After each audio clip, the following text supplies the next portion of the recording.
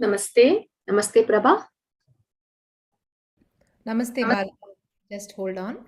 Yeah.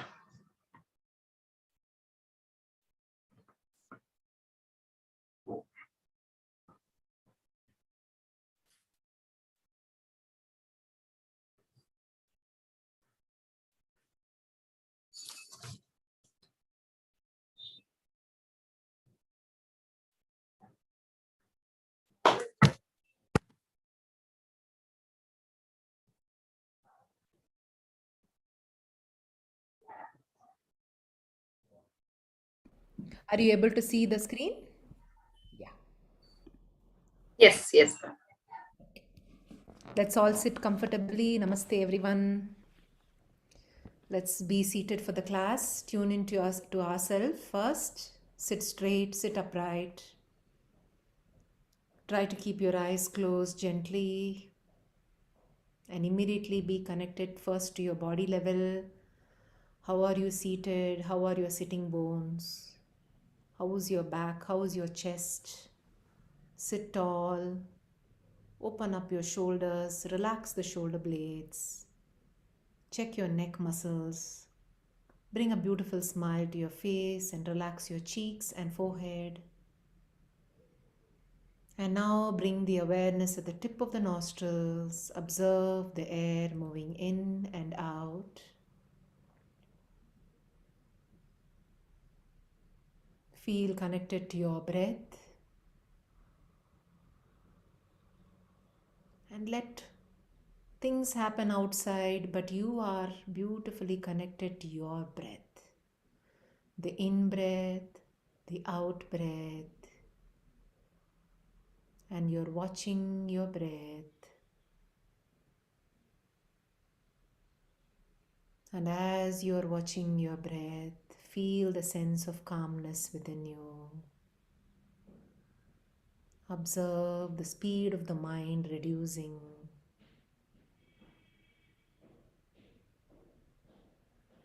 Observe the relaxation at the body and the mental level. Visualize a picture of Om now, a beautiful picture of Om. With closed eyes, you are feeling the picture of Om right in front of your eyes. Observing this picture, gazing internally at this picture. And as you gaze, you are also chanting Om in your mind. Om, Om, like that. Keep chanting in your mind.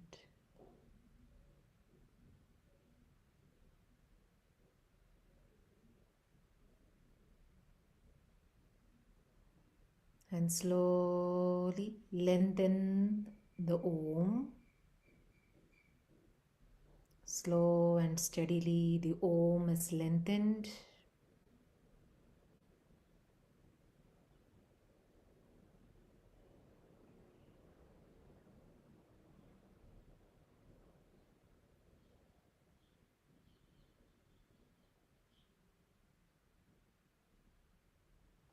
Join your palms together at the heart center. Om Sahana Vavatu Sahanau Bhunaktu Sahaviryam Karavavahai Tejasvinavaditamastu Mavid Vishavahai.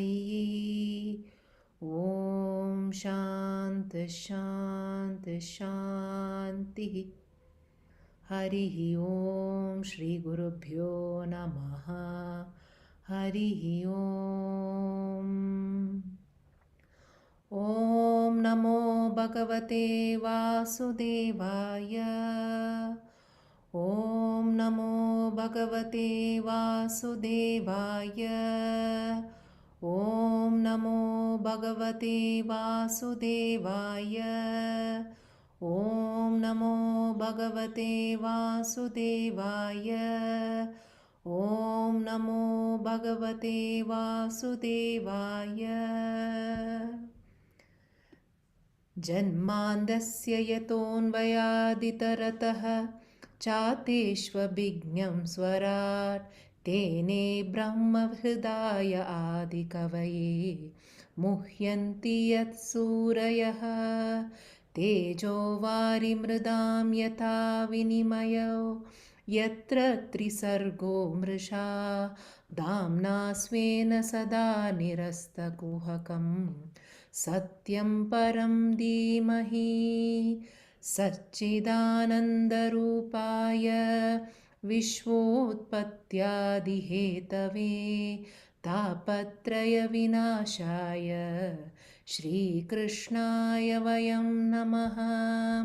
नारायणं नमस्कृत्य नरं चैव नरोत्तमं देवीं सरस्वतीं व्यासं ततो जयमुदीरयेत्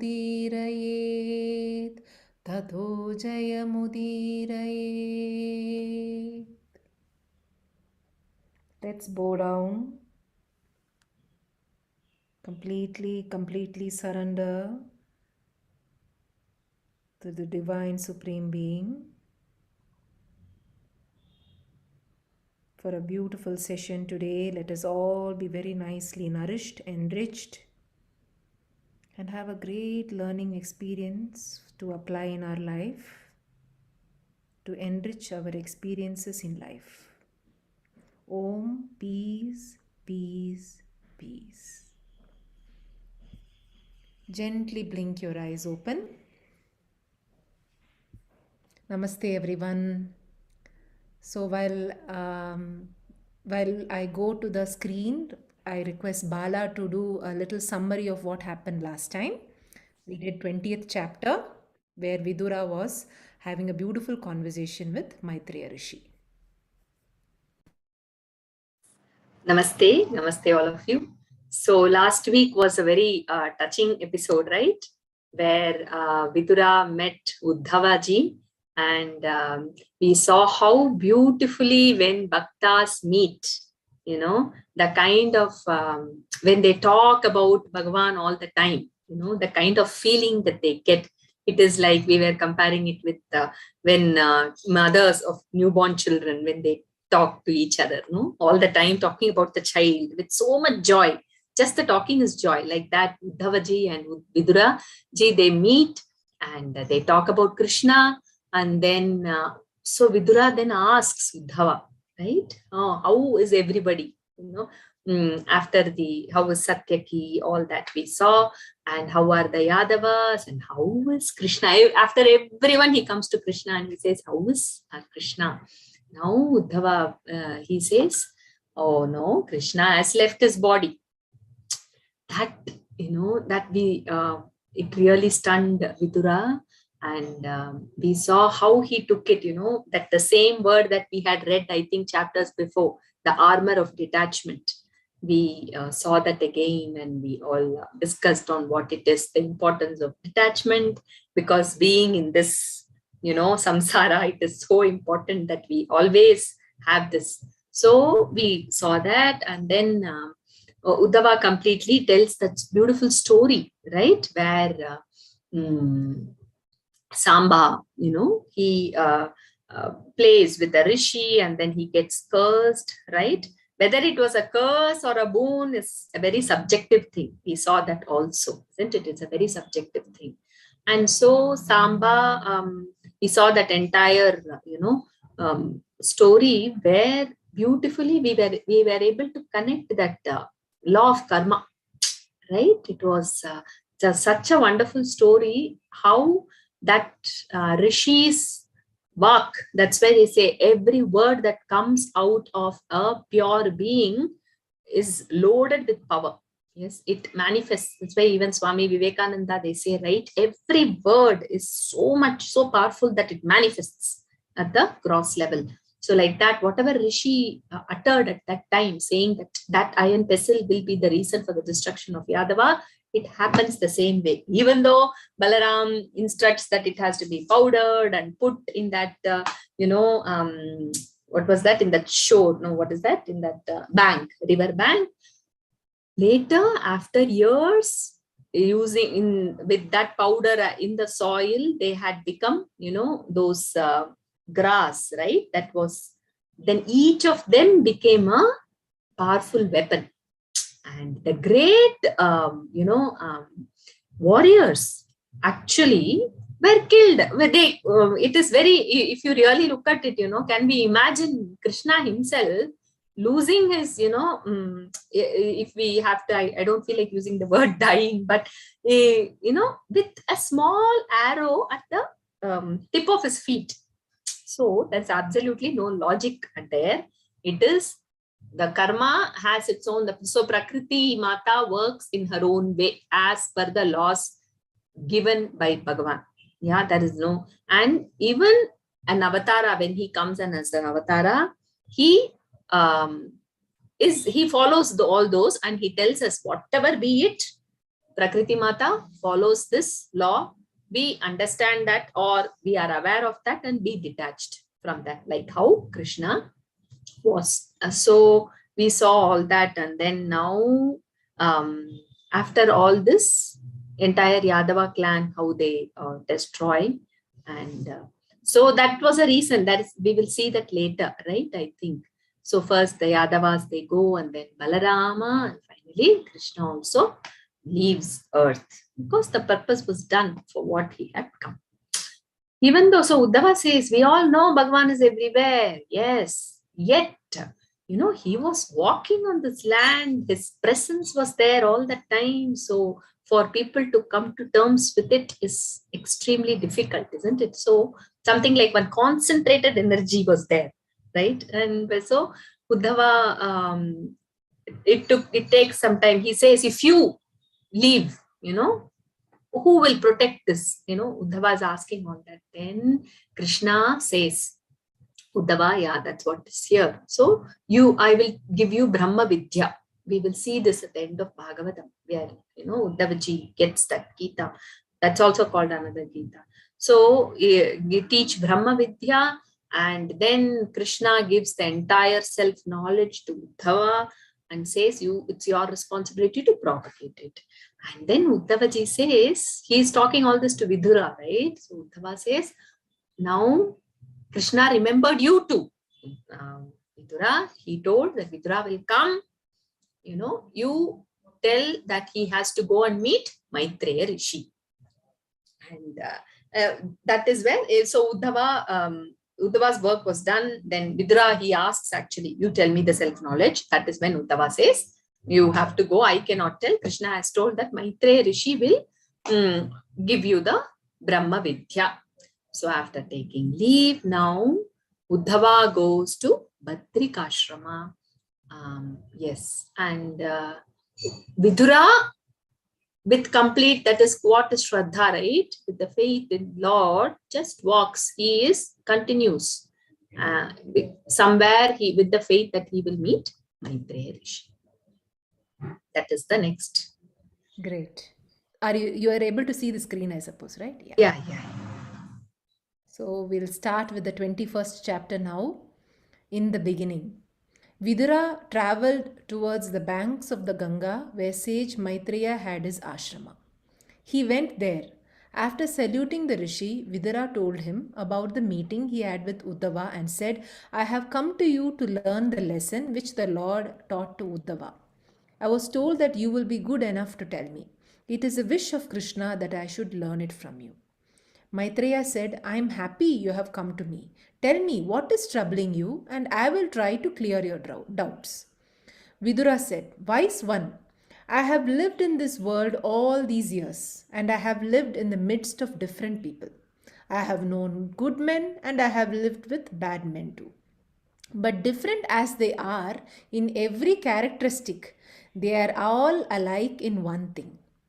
People, I have noticed, perform actions with but one desire happiness. Strangely enough, it becomes their sorrow. Pain and not pleasure is the fruit they are reaping out of their actions. So I asked myself, is there then no way of avoiding this? What light can be thrown on this problem which has been teasing me since so many years? What should man do in order to avoid pain? The pain which results from his actions. I thought that I had finally found the answer to my question. Listening to the stories of the Lord, thinking only of Him helps man to solve this problem. People like you, my Lord, who have been devotees of Narayana, are in this world with only one purpose: to lead erring humanity towards God, to tell them the story of the Lord, of His glory, and lead them in the path of devotion. Please teach me, and through me, teach the world in general the path of God. We have great pleasure to listen to the story. The great Vyasa taught us Mahabharata. In this, relating to this story, he had taught man about the rules of conduct. Vyasa had taught us that attachment to things of the world leads but to pain. And he has taught us the many nuances of Dharma, but we want more. We want to drink in the praises of Narayana. Please relate to me the story of many avatars of Narayana. Tell me about the many acts which he has performed, as a result of which the world has been purified again and again. So here, Vidura, there is one sentence which I read in Swami Tejomayandaji's book. That is when Uddhava told Vidura to go in search of Maitreya. It seems he just walked. He didn't know where to go. So he just walked with this objective that I need to seek Maitreya Rishi and get this knowledge.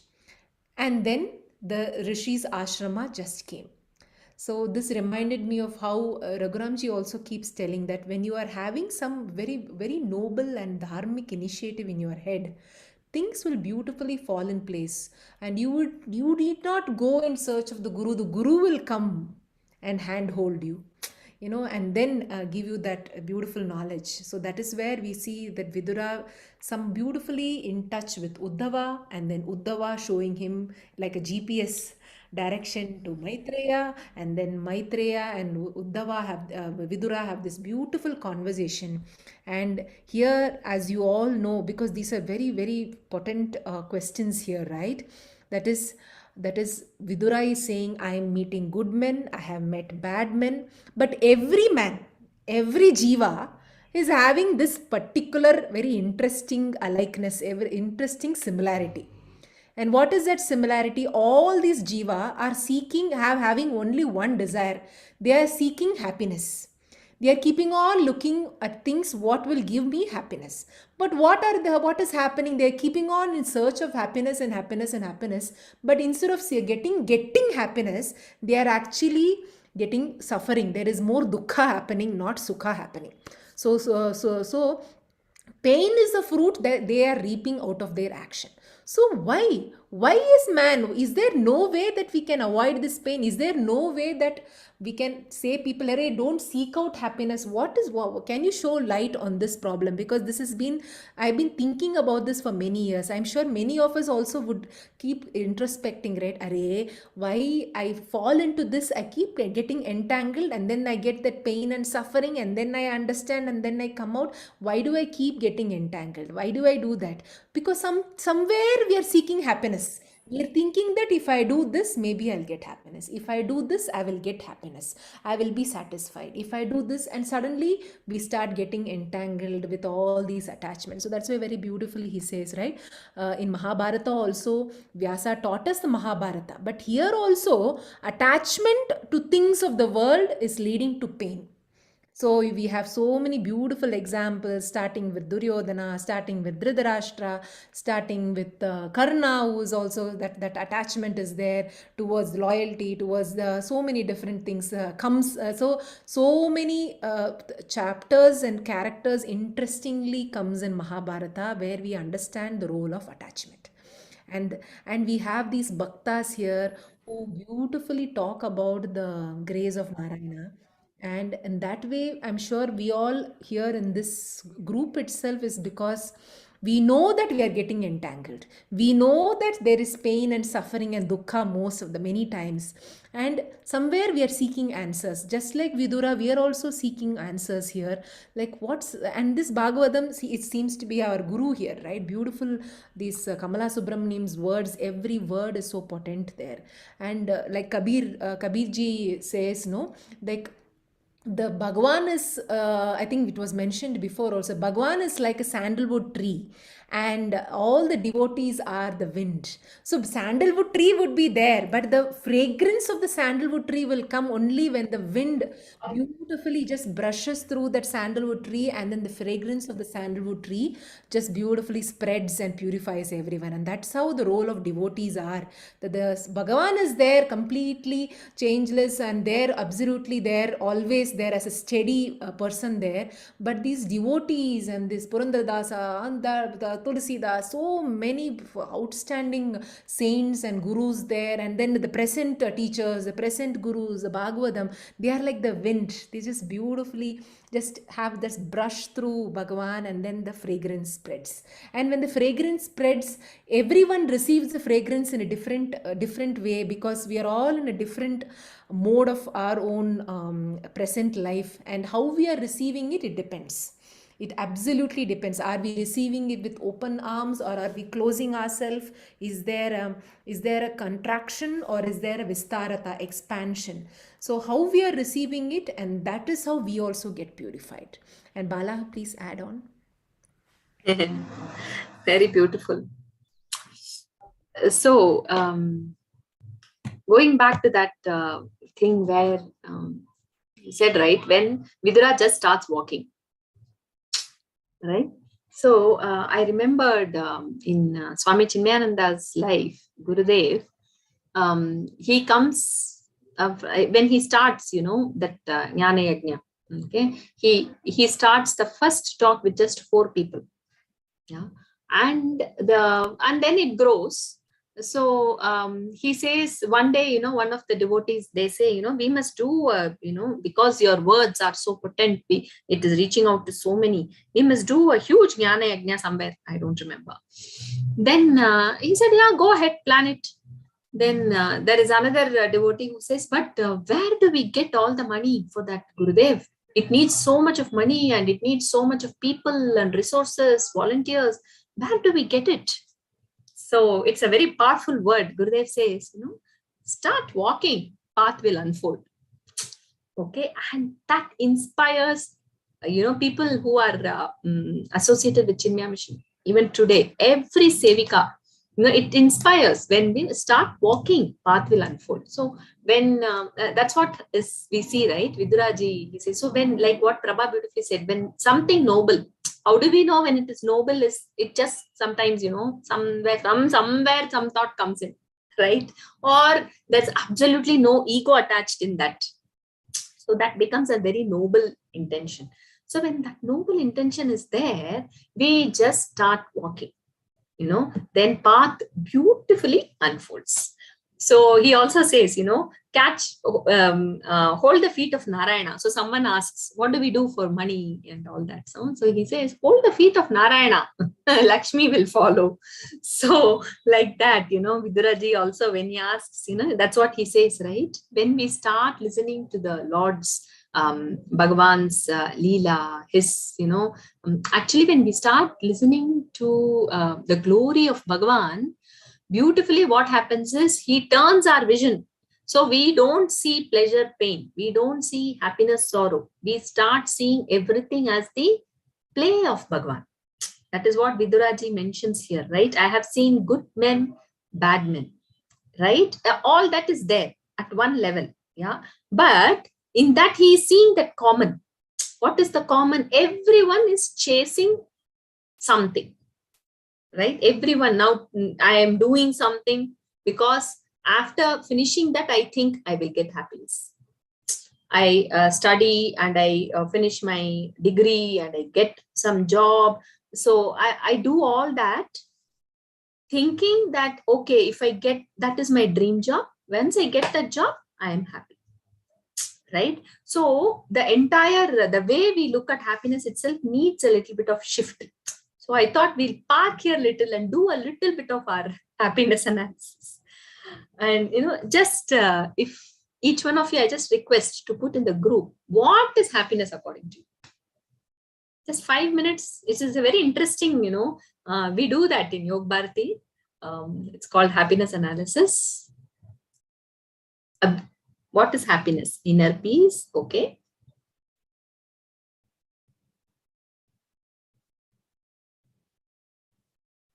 Quickly, whatever comes to your mind. Contentment.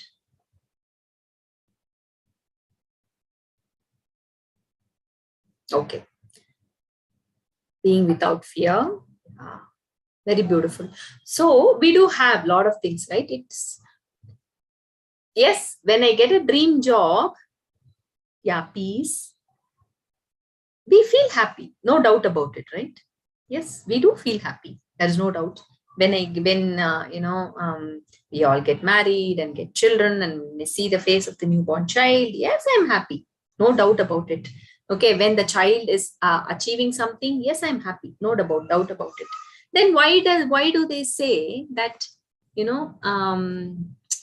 just being able to be and have a sense of freedom, that is happiness? Very true, very true. So then what is the difference? Why do we say, okay, whatever in this world, this attachment, strangely enough, though I desire happiness, it gives sorrow? What does that mean really? Like a classmate. Okay. Two sides of a coin. Yeah.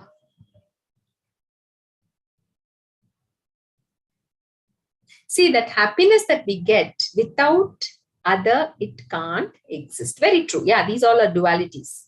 Yes. So we are trying to seek. So it's a very beautiful thing. See, this happiness in this dual world, that is the problem. Yeah, it's a flip side of the coin, like what you said. So when I feel happy, it is there for some time. Yeah, then automatically there's many times the same thing that gives me happiness ends up giving sorrow or pain, right?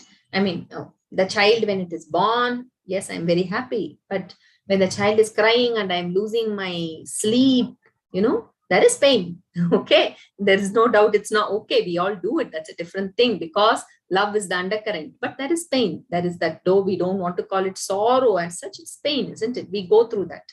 And when the child grows up, so many fear we have attached to the child.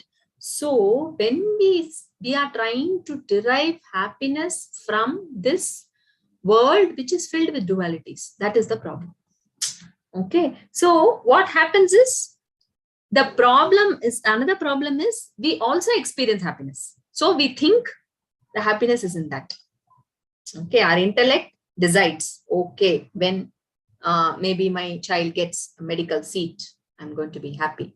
Okay, she gets it, and then she gets into a competitive environment, and I see her, troubled so much, then the same thing may give pain or sorrow in future for me. So what it means very beautifully, Vedanta, Shastriji, okay, that's a beautiful book called Let Go. So he says, whenever, because this is what we see in the world, right? When my desire is fulfilled, I feel happy. Okay, and the same happiness later becomes sorrow. It is momentary, it is finite, all that done. Yet I have a question now. Okay, but I am seeking inner peace. Then what do I do? I am feeling happy when my desires are fulfilled. That is the only way, right? What do I do? So he says, instead, whenever I feel happy, instead of focusing on what has given you happiness, what I think has given me happiness, focus on that state of mind. Move within, turn within, and see within how I'm feeling at that time. How is my mind? So that momentary happiness, I'm sure all of you will, at that time, there are very less thoughts. Okay, if we reach no thought state, then that is also, yes, no thoughts, or very less thought, no mind maybe. So that is what is the experience of happiness. So let us focus on that experience, which is very subjective, rather than the world outside. So I am educating my intellect, saying that, see, this experience is what I want. Okay, it doesn't matter from where I get it. The experience is what is I am, that inner peace, whatever we have shared here, right? All that. So I, as a jiva, I am seeking that experience of joy. Yeah. So my limited intellect has concluded, because of my past experiences, that experience I will get only if my desires are fulfilled. That is the wrong approach. So what they say is, now instead of being outside, turn within. That experience I can have even if that outer object is not there. Yeah. So even if something is not happening, yes, it is not happening, we saw that, right? Because of the karma, because of the law of karma, whatever, this huge leela is happening, whatever I desire may not get fulfilled, may get fulfilled. That is not in my hands.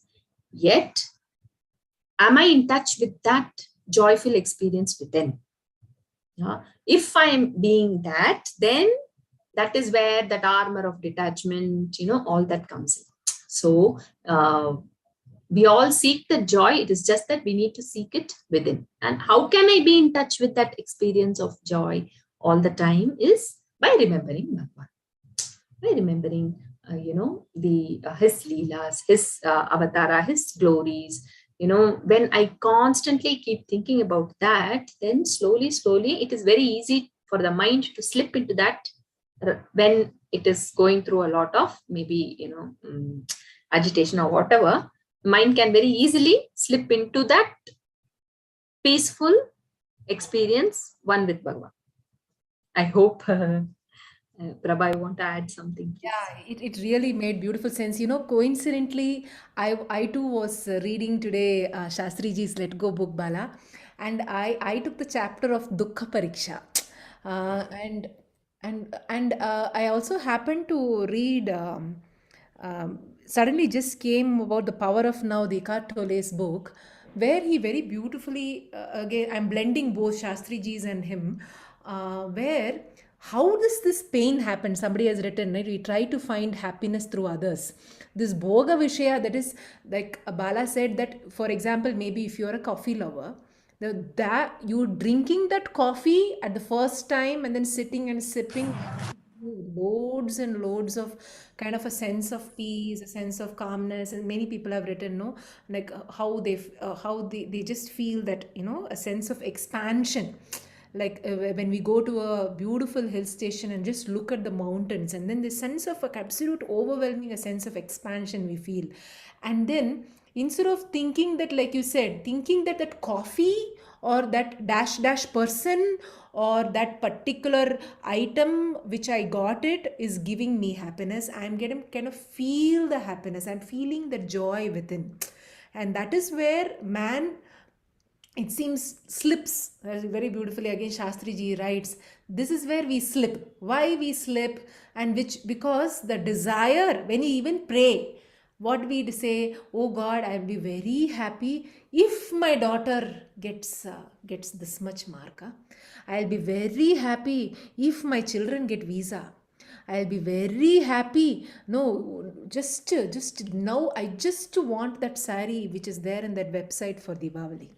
So, so all our things, all our happiness is seeking some things there, and then we say that, "Oh God, give me. I want to be happy. Just to this thing, no, I will become very happy." And then we get it, and that's it. It is kept. We give a momentary happiness we kept, and then start looking for another thing which is going to give me happiness. So what happens is, like Vidura says, he is also not able to understand why we seek happiness. We are not there in that happiness, but again tuck another thing we are looking.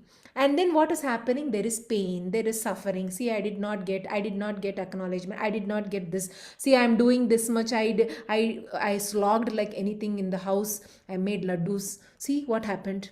So what was the happiness there? You derived happiness in and making the laddus for the beloved ones.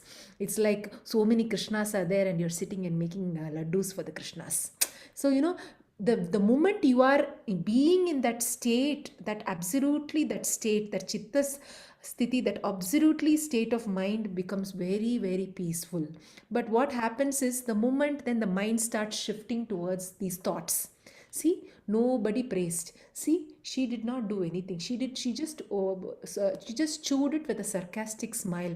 See what happened, like that. So whenever we are watching the thoughts which is bringing us pain, immediately observe that.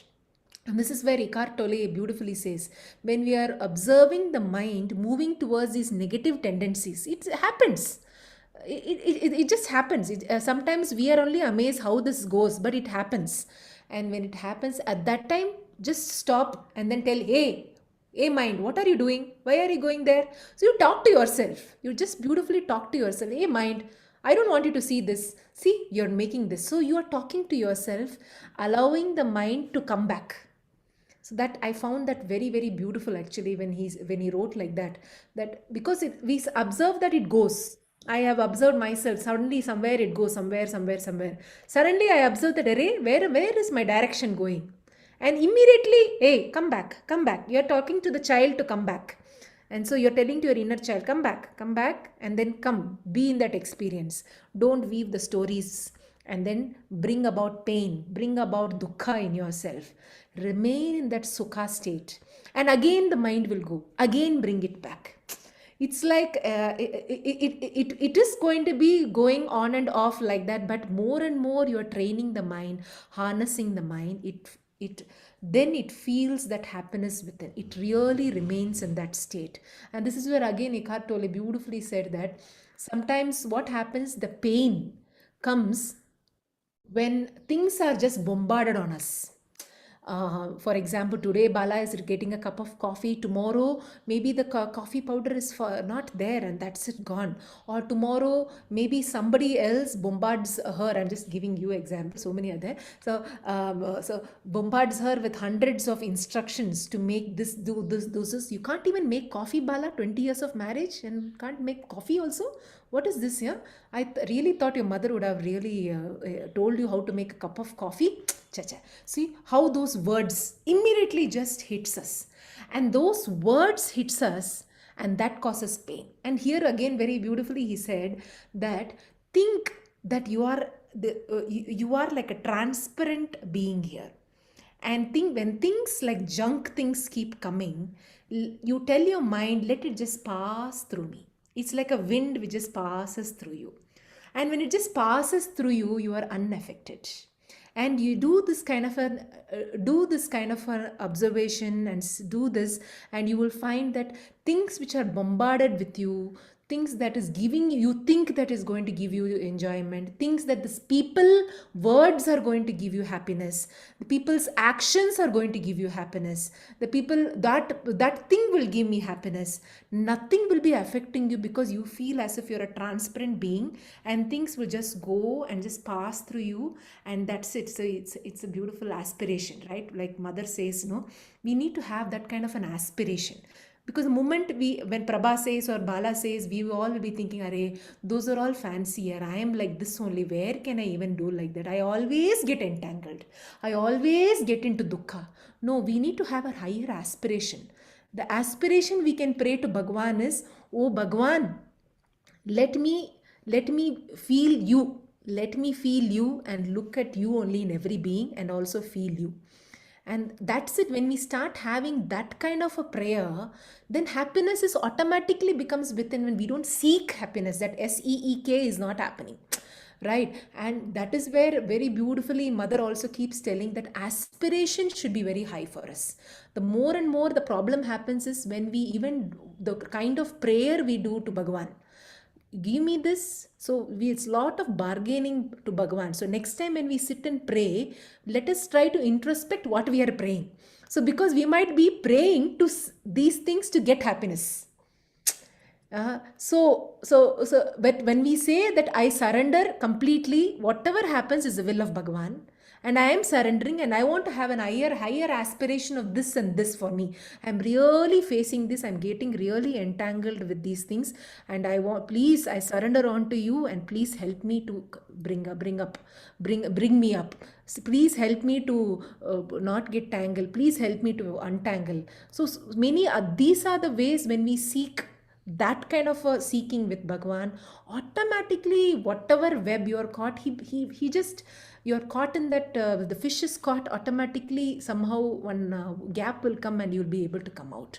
But most of the pain happens when we are in pain and we just dwell in the pain. And like somebody was, I forgot who was saying, he says sometimes we find pleasure being in pain because we like that self pity, that we humans have a tendency to be into the pain and say that, see, so these things are always causing me pain, always this thing. And this is where Shastri ji says that how Shankara says that kartum akartum anyata kartum. So that is, you have the freedom to not to do this or to do it differently. So in that way, when we do, then obviously the happiness becomes our part and parcel of us. It's like we become like a person where we are not affected, and we are able to sift the junk mail, whether the good mail. Because again, one Swamiji wrote this last thing I wanted to say, which is very, very interesting. He was saying that when you look at your inbox, you know that there are some promotion emails. You look at it, you don't get affected, you just put it straight to the junk. You just click on a button, put it in the junk.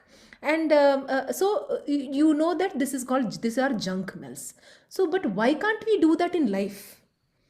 Absolutely, why can't we do that life? When people speak, when things are happening which is untowards, when this is happening, that is happening, and this is happening, why don't you think that your ear sense organ and your eye sense organ, which usually gets very much distracted, think that these two are the filters, and tell your eyes that, oh eyes, let me see the beauty in everyone, let me see the beautiful things in everyone, and let all the junk just go to the junk mail. Let it just come and just beautifully go. It is like nice reflection there. It's just what do you know, what do you say, bounce there. And you're telling the ear as a sense organ, let things keep coming, because I can't stop the chaos, but let things keep coming. But I'm just allowing it to go to the junk mail, and what is so beautiful, what is going to be nourishing me, let it come to my inbox. So very beautifully he talked, he wrote this, and I found that it's so apt for us here, when, because we are all wondering, every one of us, no, because we are wondering about ourselves, why we seek happiness, and again we come into pain, again dukkha is happening, so much of dukkha. And you would be amazed that when we are in dukkha, someone comes, some message happens, something happens, some written thing, or somebody is giving us comfort. And when we are very open to look at that with open eyes, we would really feel the grace of Bhagavan. That avatar of Bhagavan is there. That beautiful, somebody is there to lift us up. We are to be open for that. Then we know that, array, look at that, that message just helped me. That person just gave me a hug and gave me a sense of security. I was in real pain, and that hug gave me that comfort. That message gave me that comfort. That story really opened my eyes. So I, from that pain, I was able to come out. And like Bala said, then it has helped me to walk. Just sit, I'm just walking. I'm able to walk. I'm not stuck in the puddle. Most of the time, many times I was seeing someone's message in the Bhagavatam group that I tend to keep making mistakes. What should I do? Or somebody had written that. It's okay. We all make mistakes. It's okay. Let us all have a higher aspiration, absolute higher aspiration, that yeah, Bhagavan, I am absolutely making loads and loads of mistakes. I surrender to you. Lift me up. That's it. That's it. So I think I have heard this from Bala also so many times, and that has also been an inspiration for me. I keep thinking that recently I had a relative who was bombarding me with hundreds of things, and I was in a time, I was observing that I was moving down, down, down, and suddenly I was fighting to be calm. Sometimes we do that, no? We fight to be calm. We fight to say that, no, I will be calm, I will be calm, I will be calm. Things are coming. And what happened? That fight, inner conflict starts making huge turmoil inside. And that time I just remembered, being in Bhagavad, you remembered, just go to Bhagavan and said that I am having so much of inner conflict because I can't change that person. I can't change that person, but this inner conflict is too much for me. Please, please lift me up. And you would find that suddenly the way you are taking it, the way you are having that sense of peace, suddenly it just changes. That person is not suddenly blooming on and blossoming out. No, no, no. But suddenly things you are taking it suddenly changes. Many things kind of opens up. It's just like the flower bud which is kind of opening up. There is no conflict inside. So that is what is a beauty here. And Vidura is beautifully asking so many things. What should man do in order to avoid pain? Because the pain is resulting from his actions. And there beautifully he only says, listening to the stories, listen to the glories of Narayana. And and here we are not becoming samsaris, like Swami Aparajitananda ji says, because when you become samsaris, we are so entangled with the world. So the mind is getting feedings from the world here. So you don't need to feed the mind with all the worldly things. You can feed the mind with the glories of Narayana. So what do you want to feed? Again, depends on us, right? We have the freedom to feed junk mail or good mails. So we have a choice. We have the freedom. So Bala wants to add. Very beautiful junk mail. It's a good technique, no? That pain can be just show that sentence, no, Prabha? Where is this? Here is. Yeah, in order to avoid pain. But very beautifully, she's given, see, the pain which results from our own actions. So, this is something I thought we need to pay attention because what does this mean? I don't know. It is just the way I am perceiving it right now. However, you all perceive, please share that also. For me, this stuck because the pain in life, I was remembering Kunti Mata. Okay, the kind of pain she went through, we have seen. Okay, and the way she looked at it was every pain as a blessing, every suffering as a blessing. But that was not something that resulted from her action. So, what probably, one way of looking at this is the pain that results from actions that I think I am doing with a sense of doership when I do. Yeah, the egocentric actions. Definitely, it gives us pain only. There's no doubt. Even though initially I may think, because some desire is getting fulfilled, my ego is getting fed. I think it is giving happiness, but in the end, it gives pain only. I think that we all are quite aware.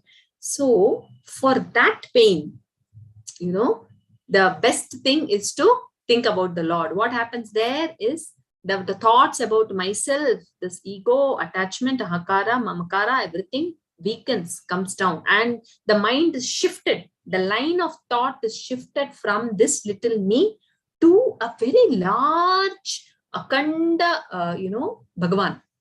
Okay, who is enveloping actually all of us and being there for us. So when that happens, then mind is strangely gets empowered. Like beautifully how Prabha shared recently, my mother, my aunt, they are in the hospital. They are hospitalized because they are not well. My grandmother, she's 90 years old. Okay, my mother takes care of my grandmother. So my grandmother doesn't have anybody else. Okay, she's not comfortable with anybody else apart from my mother. And now my mom is in the hospital. So look at the anxiety that she was going through. So I was there. I keep going there and coming. So so much of worry was there in her. She was literally crying and she could not compose herself. So I made her sit. She doesn't hear also. It was so touching for me. So I'm just sharing that with you. So I just took one japamala, gave it in her hand. Okay, I told nothing can be done. Just, in Tamil we say, urutinde, keep moving this. That's all we can do. Okay. And because I was also a little anxious. So for me also it gave a lot of strength. And my grandmother, at that time, she couldn't do anything. She sat and she started doing this. You believe me or not, after some time, her facial muscles I could see was relaxed. Otherwise it was so tight, so anxious. I could see her face and I was wonderstruck with the way Bhagavan is, being there for us. Then, she always says Bhagavan dan tunai, which means, only Bhagavan is our support, our, companion. So I told you, it's your statement. You remember that with full wholeheartedly, remember that nobody else is going to be with you. I told like this. And after some time, she came out of that pain. She came out of that. That pain was there because she had that, deep attachment with her daughter. All of us had that, right? That mamakara. So to come out of that pain, the solution was for her to move that line of thought, that entire thing. It just, she moved it and she moved it to the Bhagavan, to Lord. That really gave her that, after that 3-4 days, now my mom is back today. And, then after that, I saw her doing this japa many times. She kept on doing that, and she kept on saying Rama, Rama, Rama, and all that. And she was actually kind of coping very well. So I thought, oh my God, really, when it comes as our experience, it is fantastic to see how beautifully he powers us. So any pain, especially that results from my mamakara and ahankara, sometimes, something happens, calamity or anything, but then this especially, I think it just switches the line of thought from what we are going through, mind to, I think Bhagavan, that opens. It's very beautiful. That's why dukkha pariksha is important. That is analysis of our pain to understand. Because somebody asked this question to Shastriji also, why do we need to analyze pain and all? Why do we need to do that? He writes very nicely that, see, when you analyze what is causing you pain, it helps you to come out of it. Most of the time we don't realize that this, like this, for example, the attachment of something, mamakara, ahankara, or it results in anger, fear, that bhaya comes. Oh, what if this happens, what if that happened? Or maybe we would have had some incidents in our life which has deep rooted into my being, saying that if I do this I'm getting very scared. I'm very, very scared. So that bhaya comes, then anger comes, then so many things. And when we start understanding why, what is this which is causing me pain here? Is a pain coming from my thoughts, or actually it is from that person? So sometimes, most of the time, it is a huge realization that it is not at all that person. Absolutely, it is not that person. It is absolutely mind boggling at that time when you think that it is not that person. Actually, it is the so many wonderful stories we have all created into our head, and then where I become very important. He has hurt me. She has done this to me. She done this to me. How can she do this to me? How can she be so selfish to me? Why can't she show her face to me? Why can't she reply? See, so many this, everything revolves around me, and that causes pain. And that is how Shastriji says, is that is why dukkha pariksha is very important, because this dukkha causes vega, that is speeding of the mind.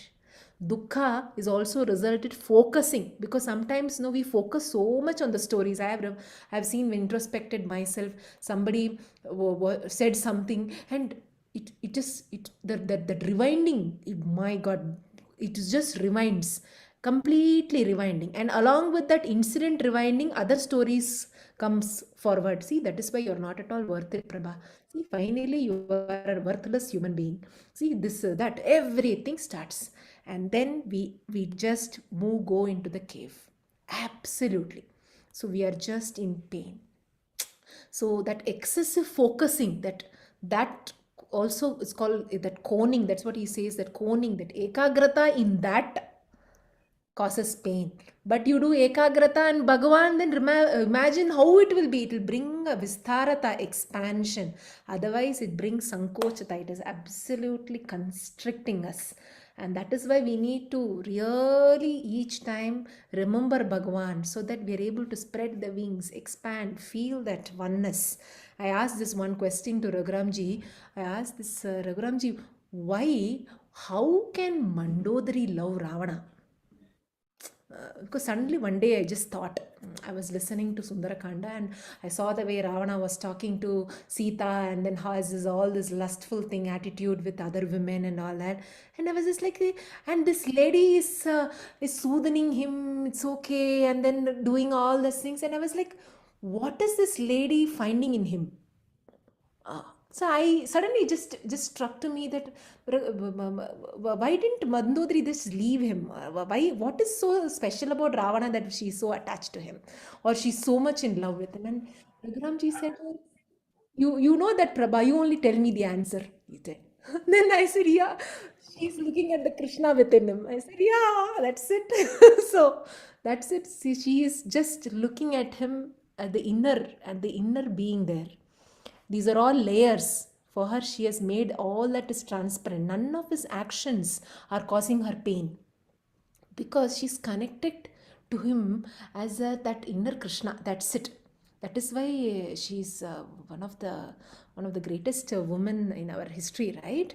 Mandodari, right? So see, for her, the external things are not at all seen. What a great woman! I was just thinking that. What a great woman to just see that person not with these layers, but just that dot, that light there in the center of the chest, that heart. I'm just giving a visual way. And that is where, if we are able to have that kind of an outlook, then would there be pain in us?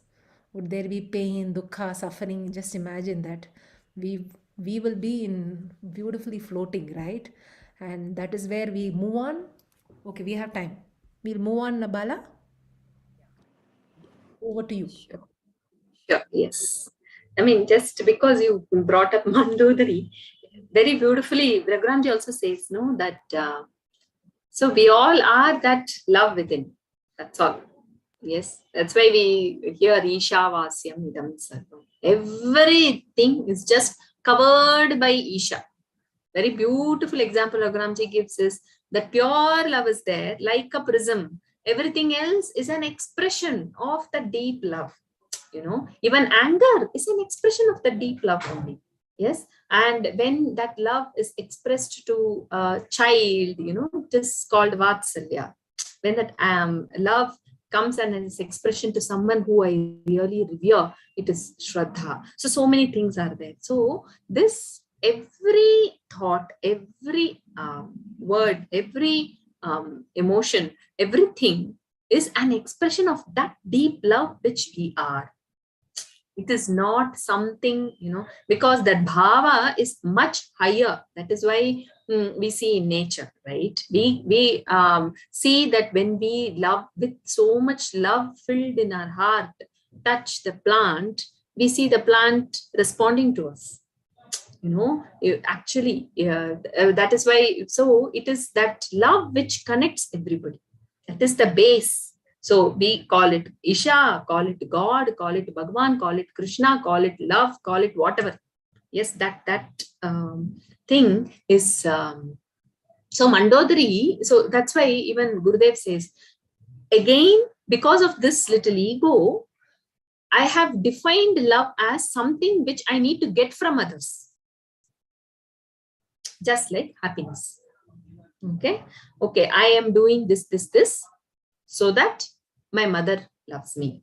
I do this, so that my daughter loves me. Yeah. Why my daughter should love me? Because I will be happy, because everything is so completely ulta pulta because of our ego. Okay, we are expecting. So what is happening? I am expecting love from Prabha. Prabha is expecting love from me. Then who is giving? So to know that we are that love within, Yes, to know that that is what is this entire sadhana all about. This entire listening, the glories of Bhagavan, everything takes us to that inner self where we are in touch with that inner joy. So Mandodari is, so that is true empowerment. So when she talked about Mandodari, I was thinking we've seen Draupadi, seen Sita, they all are Panchamaha Kanyas. When I was a teenager, I remember I used to think that Satyavan Savitri story and all is there, no, where she takes her husband to some, prostitute house with that. I used to wonder why is she a big, why is she a big, whatever, Panchamaha Kanya. But they all were in touch with that love within. That love within means we are Isha. So they were that. So they did not. It is not like they were giving or they. It's not a transaction. They are just there, and everything is done out of love, not for love.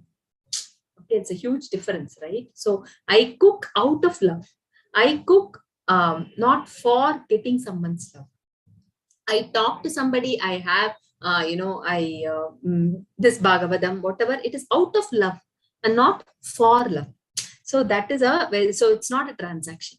When we are that being in love itself is that divine state. So Mandodari was just being there. So she did. So when in that level, when I am in the body level, I see another body. Yes, when I am in that mind, whatever, I see the other mind also. So similarly, in that being, when I'm just there, one with that love, that eternal, that expansive state, we don't see the matter envelopments, and it is just that love which is there. So that's why I think those things are very beautiful. It is. Ishavasyam idam sarvam. I think that's a beautiful thing.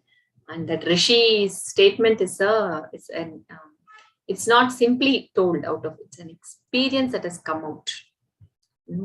Clothe everything, Isha. So. And Raghuramji talks about love itself is so fantastic. Because I remember there is another person who was very beautifully saying, most of the time, we are not loving God. There is fear. We are fearing God. Oh, if I don't do this, will I get punished? If I do this, I laugh too much, I am going to get very unhappy. I remember in college and all, when we laugh, we cry, and then suddenly somebody will put one idea on you. You're laughing so much, Prabha, something bad will happen. Tuck, everything gone. Oh God, something bad is going to happen. So, because God is going to really think that Prabha has neglected her duties and just laughing. So, there's so much of fear. But when the fear is beautifully converted into love, and that love can be Vatsalya Bhava, so many different types of love is there. And whatever feeling you are feeling towards Bhagwan, like Kunti had that another beautiful Vatsalya attitude. So many others, Meera had another feeling, Dhruva had another one, Prahalada had another kind of a love feeling. So when we have that, then the jar is always full in us. The jar is always full and overflowing. It is just flowing. Most of the time is our jar is always very, very negligent, either because we have not received love, so we are not able to give love, or we are not able to put love into the jar. So we are not able to put more love into that jar. We put in more other things. We put in anger, we put in fear, so many other things come rather than the love. So the more and more we are filled with love towards people, towards Bhagwan, then just imagine how it would be. Every act we perform, every action we perform, there won't be pain. There will never be pain means what? It is not physical pain I'm talking about. There are so many different types of pain, right? The pain which is inflicted mentally, we don't inflict pain upon ourselves and cause dukkha in us. We are filled with love, and each time, like the Eckhart Tolle says, each time some other things keep coming, you remember, why have you come? This is junk. I'm putting you out, junk mail out. what I want to put my inbox. Oh, let me think of Krishna. Oh, Rishta Devata, whomever you are feeling connected. Think about the story. Think about that. Oh, that Krishna did this, no? It was so beautiful, na.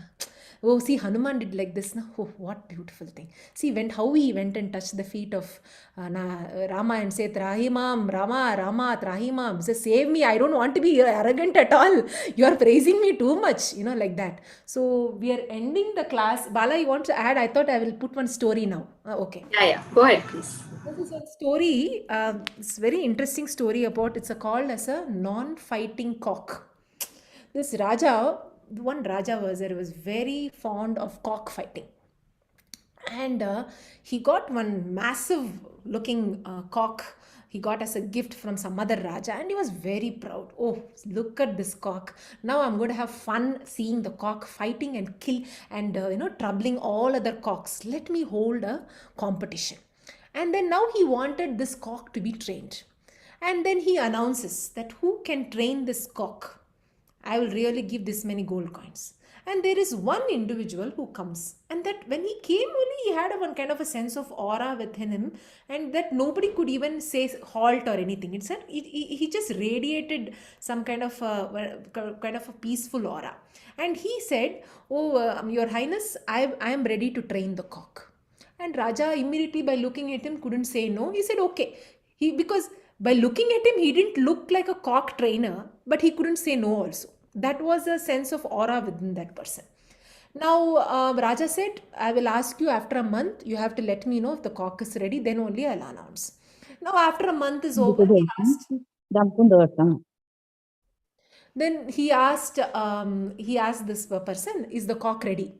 And then he says, no, no, no. See, what is happening is, even now, when something happens, he's immediately flaring up and then dancing and all those things. So I don't want him to do that. The Raja did not know. Actually, in a fight, you have to flare up and then show like a warrior and all. No, he did not understand. Then he thought, let me not interfere in his training. He has his own strategies. One more month, he asked. One more month. He said, is the cock ready? No, no, no. He still he contracts his brows, and then I could see that internally he is really getting very disturbed when something strikes him. I don't want him to do that. Raja again wondered, for being a warrior, you have to have that anger within, and then only you can strike, right? I don't know what this guy is. What is he trying to turn this cock into? One more month happens. He says, is the cock finally ready? If it's not ready, I'm going to cut your head. No, yes, the cock is ready. So the main day happened. Lot of cocks were brought from different kingdoms. And then Raja's cock also stood. Now, when the Raja's cock came, it just came. It so majestically, it just came. Absolutely majestic, came and stood on the arena. And all the other cocks were there. One by one cock came. The other cocks, they was coming and showing off its dance and everything, and this cock was just remaining still.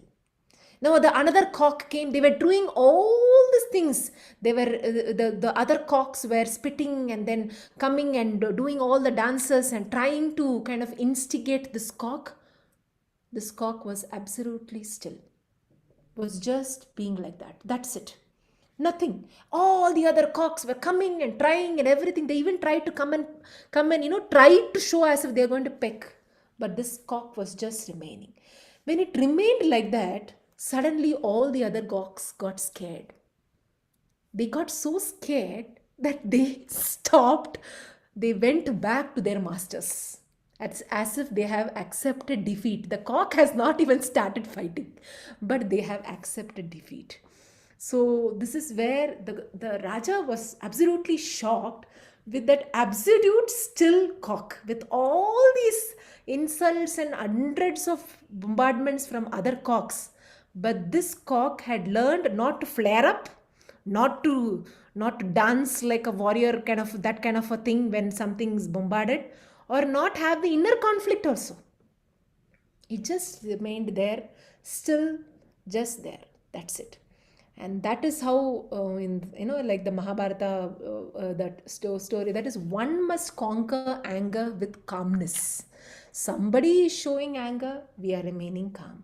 Or somebody is inflicting on us through their actions, it is not causing me pain, I'm just there. Oh, it's a very beautiful aspiration actually. I found it at a yes, it looks very difficult, but I thought, can I aspire to be like that cock? You know, it's so wonderful that we get lot of these junks from many people. Can I aspire to be that cock where it just comes and goes, nothing is getting affected? I am like a blade of grass. Even a cyclone comes, it does not uproot me. But a tree gets uprooted if a cyclone comes, but a grass does not get uprooted. It just goes here, it just goes there, and that's it. So that is how a blade of grass is so powerful, even though it looks thin, but it is very powerful. So that is how, let us also try this week to introspect, to do dukkha pariksha. Because as we go very beautifully, we are going to see the creation of Brahma, then we are going to the sons of Brahma, then we'll go to all the avatars of Narayana. So this is where our journey starts, and we can learn to, do the dukkha pariksha, which will be great. So somebody has written that your I got answers for many questions. We're wishing you the best. I'm very happy to hear that. So let's close the session, Bala. Okay, Bala. Let's all close, sit straight, back spine straight. Allow the beautiful learnings we had today to absolutely beautifully touch us inwards.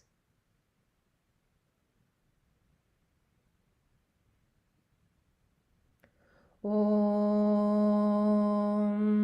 Sarve Bhavantu Sukhinah, Sarve Santu Niramayah, Sarve Bhadrani Pashyantu, Ma Kaschit Dukkha Bhag Bhavet.